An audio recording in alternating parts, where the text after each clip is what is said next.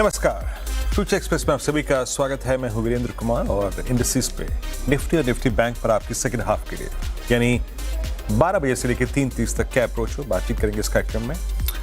Index, Nifty, Nifty bank, Nifty IT और तमाम stock futures और कुछ ऑप्शंस के ट्रेड्स। एक्सिस सिक्योरिटीज से राजेश पालविया होंगे हमारे साथ इस कार्यक्रम में बातचीत करने के लिए। अब एक काम करते हैं, पहले राजेश नमस्कार, कार्यक्रम में स्वागत है। मैं आता हूं आपके पास, लेकिन पहले इंडस्ट्रीज को देखते हैं। इट्स 25900 900 आपकी स्क्रीन पर इस वक्त आ चुका है। 58,376 निफ्टी बैंक और निफ्टी आईटी कल के बड़े वाइल्ड स्विंग के बाद एक बार फिर से आज 2% ऊपर। देखिए, कल टुवर्ड्स क्लोज या फिर कल फ्यूचर एक्सप्रेस के बाद जो एक मोमेंटम आया था, जो हमने 10-20 डिमा क्रॉस किया था, बाजार ने अपना एक व्यू इस इवेंट के मद्देनजर एक्सप्रेस कर दिया था। कुछ हद तक बाजार एग्जिट पोल्स को अगर आप देखें प्रीएम्प्ट करता है और कुछ इंसाइडर्स होते हैं, सब अगर आप देखें मिलके रिएक्शन दे रहे हैं, वो स्ट्रॉन्ग था। 10 डिमा 20 डिमा के आप ऊपर बंद हुए, डे हाई पे क्लोज हुए। कल हमने 25,700 तक का स्विंग देखा था।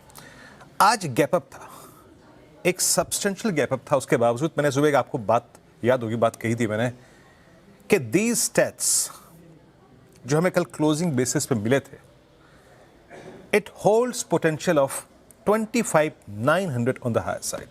ये बात मैंने क्लियरली कही थी कि this stats hold potential of 25,900 on the higher side. Levels लेके आइए। 781 क्रॉस हुआ तो 817, 817 के ऊपर अगर आप सस्टेन हुए तो 941, 874 और 910, ये मैं आखिरी लेवल लेके आया था 910, एंड gradually धीरे धीरे we are heading towards 910, more or less it's achieved since हमने जो इंट्राडे हाई क्रिएट किया वो क्या था 907.80 का achieved। स्टैट्स यहां से आगे क्या कहते हैं, देखिए अब एक और चीज है, आपने एक बार प्रीएम्प्ट किया, फिर एग्जिट पोल्स के आंकड़े आ गए, वो एनडीए के फेवर में है, दैट्स गुड, ये बाजार के हक में है। बट शायद अब हमें कुछ तब के लिए भी रखना है जब एक्चुअल नंबर्स आएंगे। मीनवाइल एक और चीज हुई थी, याद रखिएगा, वीजा नियमों को लेकर डोनाल्ड ट्रंप साहब की टिप्पणी, उनका जो नरम स्वर थे वो निफ्टी आईटी के फेवर में गए। तो बावजूद इसके कि निफ्टी बैंक आज हमारे फेवर में नहीं है, इट्स निफ्टी आईटी जो कि थ्रस्ट प्रोवाइड कर रहा है। आपको याद होगा कल मैं क्लोजिंग के वक्त एक चीज कह रहा था कि निफ्टी आईटी में एक बड़ी चीज हुई है, that Nifty IT is now trading above 100-day exponential average. और हुआ था ये 17 जुलाई के बाद पहली बार, और ये 36,832 का प्राइस क्या है, गेस करिए, that's exactly 200-day exponential average. यानी निफ्टी आईटी बाजार को एक नया इंडेक्स मिला है जो निफ्टी के उस थ्रस्ट को जनरेट कर रहा है। खैर, बात यह है, अब अगर आपने थोड़ी हिम्मत दिखाई, आपने even after that substantial gap up अगर लिया, कुछ लोगों ने रिस्पॉन्ड भी किया मुझे ट्विटर पे कि हाँ लिया है जरा, ठीक है, लेट्स वेट फॉर 910, वो आ चुका है। बट क्या 910 के ऊपर के स्टैट्स हैं? स्टैट्स लेके आइए स्क्रीन पे। अभी भी आईटी थ्रस्ट प्रोवाइड कर रहा है, और यकीन मानिए अगर निफ्टी आईटी चला और ये 200 डिमा क्रॉस कर गया, देखिए अभी के लिए इट्स स्लाइटली लुक्स डिफिकल्ट, क्योंकि 25,900 पे करीब 67 लाख के कॉल राइटर्स हैं। सबसे बड़ी कॉल राइटिंग यहीं पे हुई है। बट आप ये देखिए, the quantum of put writing at 25,900, 84 lakh का आउटस्टैंडिंग हुआ है, जिसमें से 78 लाख आज गया है। यानी सिंपली एक बात मैं अपनी 12 बजे की रणनीति में मेंशन भी कर दूंगा, इफ यू सस्टेन अबाउ 910, 950, 920, याद रखिएगा 25,910, 25,920 के ऊपर अगर आप टिक गए, और एक और चीज नोट करिएगा, दैट्स निफ्टी आईटी का 200 डिमा आता है करीब करीब 36,866 पे, यानी मोर और लेस अगर आप देखें तो 37,000। उसके ऊपर टिका तो आपकी नई ऊपर की ट्रैजेक्टरी खुल जाएगी, and which will put that 26,000 call writer in a difficult position, जहां पे करीब 1 करोड़ कॉल खड़ी हुई है। आपको एक कंक्लूजन मिल गया। दो चीजें हैं, निफ्टी आईटी रखिए स्क्रीन पर, निफ्टी बैंक दोनों, आइदर 58,500 के ऊपर निफ्टी बैंक टिके या फिर निफ्टी आईटी 37,000 के ऊपर ट्रेवल करने लगे। ये दोनों केस निफ्टी को 25,910 के ऊपर ले जाकर 26,000 तक का सफर करने में मददगार साबित हो सकते हैं। दैट्स 200 डिमा, और उधर क्या है वो मैं आऊंगा अभी। लेके आइए निफ्टी बैंक। अब देखिए निफ्टी बात क्लियर होगी। अब लेके आइए आप निफ्टी बैंक। सुबह बात हुई थी, हमारा पिछला थ्रेशोल्ड पॉइंट था 58,257, हमने वो पार किया, हमने जाके स्ट्राइक किया RS1 को, बट हम RS1 के ऊपर सस्टेन नहीं कर पाए बहुत देर तक। देखिए Nifty bank already all time high पे है ना, तो इससे रोज बरोज बहुत कुछ एक्सपेक्ट करना बहुत मुश्किल है। इंट्राडे हाई क्या है? इट्स 507, यानी उस क्लस्टर को पार नहीं कर पाया। सो सिंपली एक बात मैंने सुबह जो कही थी कि post gap up your new base will be 58,200, वहां तक के डिप को बाय कीजिएगा और अगला मोमेंटम तब आएगा जब आप 567 को पार करेंगे। एक बार ऑप्शन स्टैट्स लेके आइए, फिर चलेंगे राजेश पालवे जी के पास। ऑप्शन स्टैट्स इस बात को अगर आप देखें क्लियरली रिफ्लेक्ट करते हैं कि न्यू बेस कम्स एट 58,200। ये देखिए जिस प्रकार की पुट राइटिंग हुई है 58,200 पे, 3 लाख का आउटस्टैंडिंग हुआ है और 58 पे करीब करीब 16 लाख, यानी अप्रोक्सीमेटली 20 लाख पुट्स खड़ी हैं यहां पर, यानी 58,200 नया बेस। A trajectory to go long on Nifty bank, but wait करना है, चेक करना है आपको ट्रेडर्स को अपने ट्रेड को एट RS1। राजेश पालविया जी, गुड आफ्टरनून, कार्यक्रम में स्वागत है आपका। कैसे अप्रोच कर रहे हैं आप इंडस्ट्रीज को? कुछ बचा है क्या दिन के लिए, या फिर यहीं प्रणाम करें ट्रेड्स को? गुड आफ्टरनून वीरेश जी। तो देखिए आज काफ़ी स्ट्रॉन्ग मोमेंटम निफ्टी में देखने को मिला और ऑलमोस्ट हम अब जो एक टारगेट एक्सपेक्ट कर रहे थे 25,900 तक के, तो ऑलमोस्ट हम वो ट्रेजेक्ट्री में तो ऑलरेडी अब ट्रेड करते हुए देखने को मिल रहा है निफ्टी में। अब फ्रेश मूव यहाँ से जो अनफोल्ड होना है वो 25,900 950 की रेंज को क्रॉस करने के बाद यहाँ पे एक नया फ्रेश अप मूव जिसको हम बोल सकते हैं निफ्टी में आते हुए दिख सकता है। हालांकि अगर हम देखें तो ब्रॉड बेस्ड मार्केट में एक बाइंग इंटरेस्ट बना है, तो ये सारे ही सेक्टर्स से सपोर्ट लेके निफ्टी में एक मोमेंटम बना है। तो यहाँ पे जिस तरीके से एक ब्रॉड बेस्ड मार्केट में सारी सेक्टर का सपोर्ट आया है निफ्टी को इस अप मूव लाने में, हमें लगता है कि अगर यहाँ पे 25,950 का ब्रेकआउट अगर होता है तो फिर ये ट्रेजेक्ट्री 26,200 और 26,300 की तरफ ओपन होते हुए दिख रही है। बाय ऑन डिप्स की रणनीति रखेंगे, हालांकि अब इंट्राडे में 200 पॉइंट का ऑलरेडी गेन आ चुका है निफ्टी स्पॉट पे, तो हमें लगता है अगर वापस डिप मिलता है थोड़ा भी 25,850 25,840 के आसपास, तो वहां वापस बाय करना चाहिए। ऑन द डाउन साइड 25,750 के आसपास के स्टॉप लॉस रखने चाहिए, और हमें लगता है गोइंग फॉरवर्ड ये एक ब्रेकआउट में कन्वर्ट हो सकता है ट्रेड, 25,950 का ब्रेकआउट और देन 26,100 26,200 की तरफ मार्केट बढ़ते हुए दिख सकते हैं। तो बाय ऑन डिप्स की रणनीति रखेंगे, 25,750 ट्रेलिंग स्टॉप लॉस है, पोजीशन लॉन्ग साइड का फ्रेश भी बाय करना या जो ऑलरेडी है उसको कैरी करने के लिए। बैंक निफ्टी में व्यू हमारा पॉजिटिव है और बैंक निफ्टी जिस तरीके से कंफर्टेबली 58,000 के ऊपर अब सस्टेन हो रहा है स्पॉट पे, तो हमें लगता है कि अगर ये लेवल के ऊपर ही बना रहा तो इसका नेक्स्ट लक्ष्य जो बनना चाहिए, लास्ट टाइम जरूर अटेम्प्ट किया था लेकिन वो सक्सीड नहीं हुआ था, हमें लगता है 58,650 से 58,800 की तरफ ये बढ़ते हुए दिखना चाहिए। इस बार की रैली में PSU बैंक, प्राइवेट बैंक दोनों ही बास्केट से बाइंग इंटरेस्ट बनते हुए दिख रहा है, तो हमें लगता है कहीं ना कहीं बैंक निफ्टी भी यहाँ पे एक एग्रेसिव बाइंग मोड में दिख रहा है। 58,000 के आसपास के स्टॉप लॉस होंगे, माइनर डिप में बाय करें 58,300 के आसपास, अपसाइड के टारगेट 58,650 तक हमें लगता है आते हुए दिख सकते हैं। ओके अच्छा, एक बात और मैं कहूँगा यहाँ पे इंडस्ट्रीज पे राजेश जी का व्यू पूरा हो गया। हम हमेशा एक रनिंग बेस भी कन्वर्ट करते हैं अपनी रणनीति में। निफ्टी पे फिर लेके आइए, एक बात याद रखिएगा, हम इस मोमेंटम को जो हमें मिला है एक लेवल नोट करके रखिएगा, दैट्स 25,770 एंड 713, 25,713 770, इस लगभग 67-65 पॉइंट के क्लस्टर को आपको सिक्योर करके चलना है, ये सरेंडर नहीं होना चाहिए, याद रखिएगा।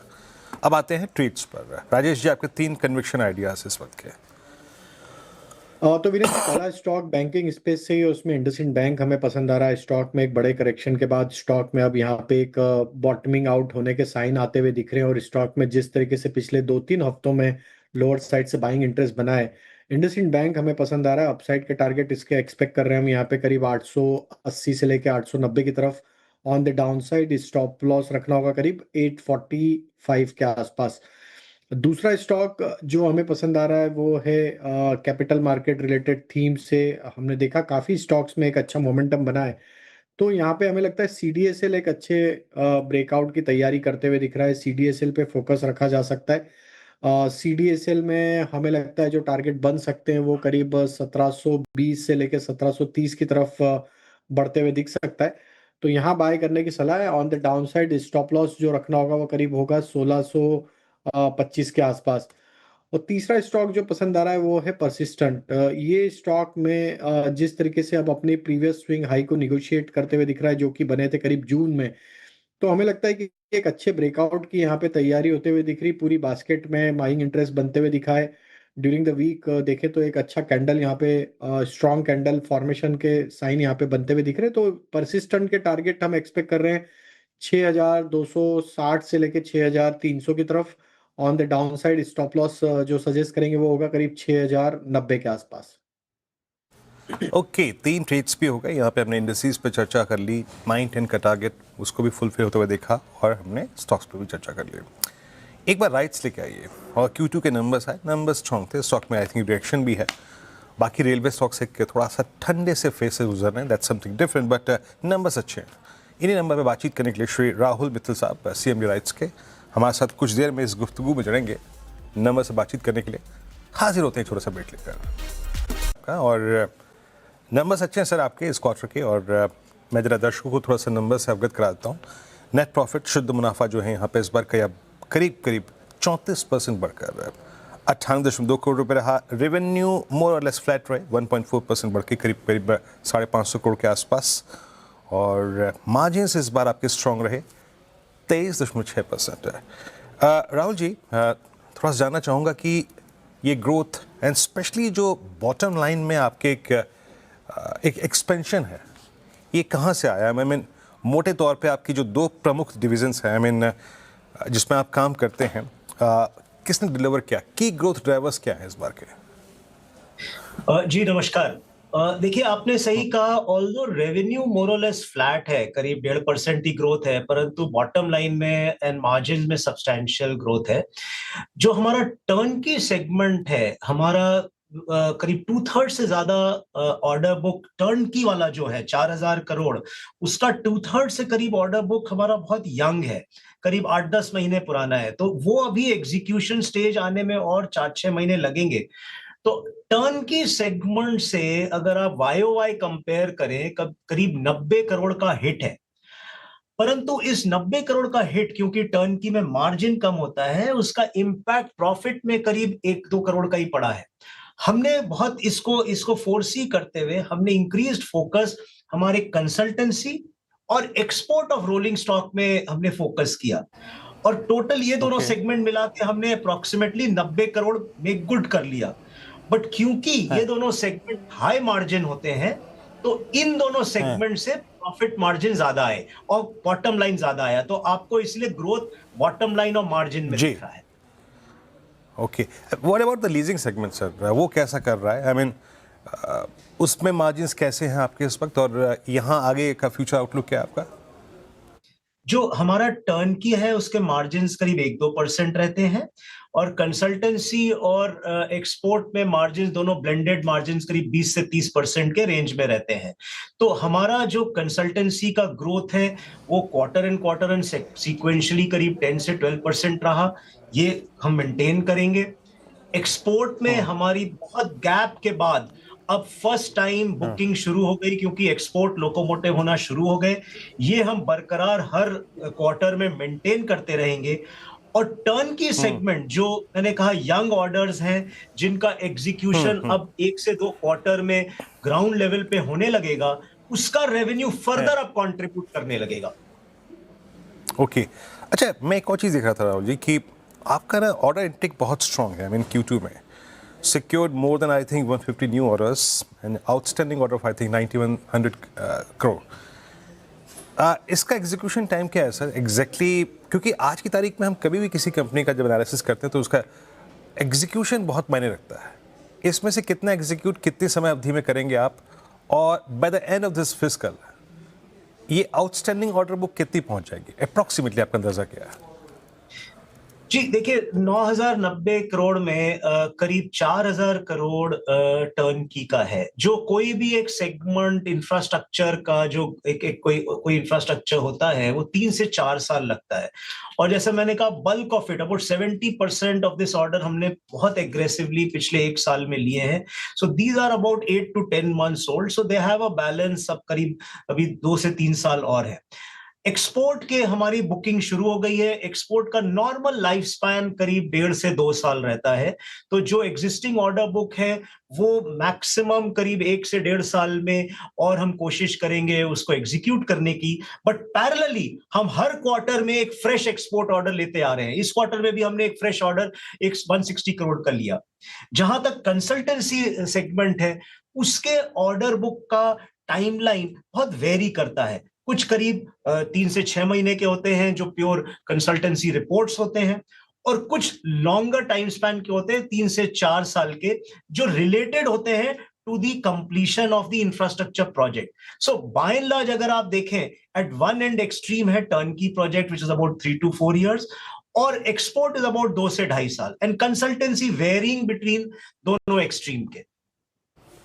ओके, बट राहुल जी, एक और चीज़ है। I mean, अगर मैं अगले 1-2 साल को मान के 1 साल का एक प्रोस्पेक्टिव लूँ आपसे, जी, एक्सपोर्ट्स में क्या ग्रोथ देख रहे हैं आप वर्सेस डोमेस्टिक ऑपरेशन, एंड कौन ज़्यादा ड्राइव करेगा आपके लिए, एक्सपोर्ट्स या देखिए, डोमेस्टिक ऑपरेशंस? हमारे इंटरनेशनल राइट्स विदेश इनिशिएटिव में 2 कंट्रीब्यूटर्स होते हैं। एक एक्सपोर्ट ऑफ रोलिंग स्टॉक, जिसमें हम इंजन, कोच वगैरह, लोकोमोटिव कोच एक्सपोर्ट करते हैं, और दूसरा होता है जहां हम प्रोजेक्ट कंसल्टेंसी करते हैं। जैसे हम नेपाल में एक एयरपोर्ट कर रहे हैं, गुआना में एक हाईवे का प्रोजेक्ट कर रहे हैं, बांग्लादेश में कर रहे हैं, जॉर्डन में कर रहे हैं। तो दोनों मिला के जो हमारा राइट्स विदेश का जो कंट्रीब्यूशन है, वो डेफिनेटली, क्योंकि अब एक्सपोर्ट की बुकिंग शुरू हो गई है आफ्टर अ गैप करीब 1.5 से 2 साल तक कोई एक्सपोर्ट में रेवेन्यू नहीं था, केवल कंसल्टेंसी, इंटरनेशनल कंसल्टेंसी में था। अब क्योंकि एक्सपोर्ट में भी हो गया है, तो दोनों मिला के राइट्स विदेश का कंट्रीब्यूशन डेफिनेटली ग्रो करेगा। हम लोग एम कर रहे हैं कि ये करीब 20% के रेंज में रहे, 20 से 25% ऑफ द टोटल पाए। डोमेस्टिक में हमारे ऑर्डर्स, तमाम ऑर्डर्स हैं आज की डेट में। जैसा आपने देखा, we are maintaining 1 order a day. इस क्वार्टर में भी हमें 150 से प्लस ऑर्डर मिले हैं। तो डोमेस्टिक में तो चाहे वो कंसल्टेंसी हो, टर्न की, उसका एग्जीक्यूशन डेफिनेटली इंप्रूव करता रहेगा, स्पेशली टर्न की प्रोजेक्ट जो अभी यंग है, बट अगले फाइनेंशियल ईयर में उनका सब्सटैंशियल कंट्रीब्यूशन रहेगा। चलिए राहुल जी, बड़ा अच्छा लगा आपसे बातचीत करके। हर ओवरऑल अगर आप देखें, एक नज़रिया मिल गया राइट्स का अगले 6 से अगर आप देखें महीने से साल भर की अवधि का। बहुत बहुत शुक्रिया सर, आप इस कार्यक्रम में शामिल हुए, और पूरी CNBC आवाज़ टीम की तरफ से आपको अगले क्वार्टर के लिए शुभकामनाएं। बहुत बहुत शुक्रिया। चलिए अब एक बार राइट्स को देखते हैं। Yes, it's now that day high 251, दिन के सर्वोच्च तौर पर, और मोर और लेस इस गुफ्तगू में अगर आप देखें जिस प्रकार का स्ट्रॉन्ग कन्विक्शन राहुल जी ने जाहिर किया, स्टॉक डे हाई पर आके ट्रेड करता हुआ। ब्रेक के बाद स्वागत है कार्यक्रम में एक बार फिर से आपका। निफ्टी अभी तो खैर जनाब उसी रेंज में फंसा हुआ है, और रेंज क्या कहें, आई मीन हार लेवल्स पर सस्टेन करा है, दैट्स इंपॉर्टेंट। अब वक्त हो गया है आज के ऑप्शन ट्रेड पे बात करने का। बताइए राजेश जी, क्या पिक कर रहे हैं आप? तो वीरेंद्र जी, यहाँ पे फार्मा स्पेस भी हमें पसंद आ रही है, और उसमें हमें लगता है सन फार्मा को यहाँ पे बाई किया जा सकता है। स्टॉक पे अगर देखें तो स्टॉक कंफर्टेबली अपने नियर टर्म मूविंग एवरेजेस के ऊपर सस्टेन होते हुए दिख रहा है। जिस तरीके से स्टॉक एक अप स्लोपिंग चैनल में डेली चार्ट पे ट्रेवल करते हुए दिख रहा है, और अगर हम देखें तो वीकली चार्ट पे भी एक ब्रेकआउट की तैयारी यहाँ पे होते हुए दिख रही है। यहाँ पे हमें लगता है स्ट्रक्चर के हिसाब से ये स्टॉक का नेक्स्ट मूव 1780 की तरफ बढ़ते हुए दिख सकता है। तो यहाँ पे हम 1740 की स्ट्राइक का कॉल ऑप्शन बाय करने की सलाह देंगे, जो कि करीब 26 रुपये 50 पैसे के आसपास ट्रेड कर रहा है। और इस कॉल ऑप्शन के टारगेट प्रोजेक्ट करेंगे करीब 40 रुपीज से लेके 42 रुपीज की तरफ। ऑन द डाउन साइड जो स्टॉप लॉस फॉलो करना होगा वो करीब होगा 19 रुपए के आसपास। सो सन फार्मा का 1740 की स्ट्राइक का कॉल ऑप्शन बाय करने की सलाह है। ओके, सन फार्मा 1740 की कॉल 2633 पर आपको लेनी है।